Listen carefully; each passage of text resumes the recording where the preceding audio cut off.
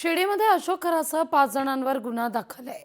जमीन व्यवहार फसवणूक आणि सावकारीचा गुन्हा दाखल आहे।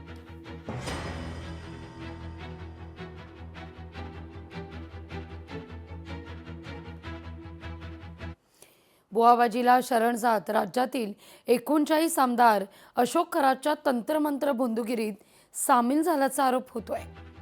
अशा आमदारांची यादी राज्य सरकारने तातडीने जाहीर करावी आणि या आमदारांचे राजीनामे घ्यावेत अशी मागणी मार्क्सवादी कम्युनिस्ट पक्षाच्या राज्य कमिटीने केली आहे।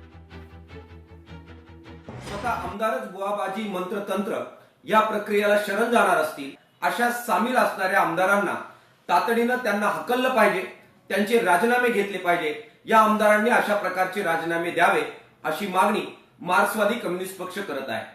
6 एप्रिल रोजी या मागणीसाठी आम्ही महाराष्ट्रभर तालुक्यामध्ये जबरदस्त आंदोलनाची हाक दिलेली आहे।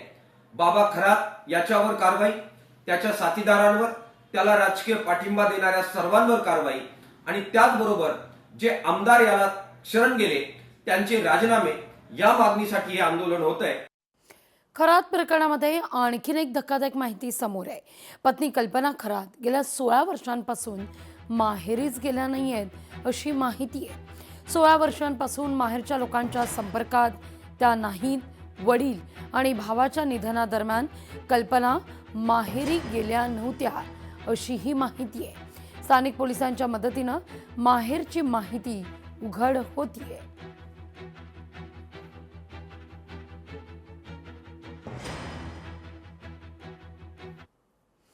अशोक खरात प्रकरणामध्ये अत्यंत महत्त्वाचा खुलासा करण्यात येतोय।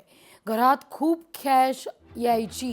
खरातच्या मुलानं एसआयटी चौकशीत धक्कादायक कबुली दिल्याची सूत्रांची माहिती आहे। सर्व डॅडला माहिती। एसआयटी चौकशीत मुलगा म्हणतोय मुलानं घरात खूप कॅश यायची अशी कबुली दिलेली आहे। त्यामुळे खरात हवाला रॅकेट चालवत होता अशी दाट शक्यता वर्तवली जाते। लोकशाही मराठी ऐका, पहा, जागरूक रहा।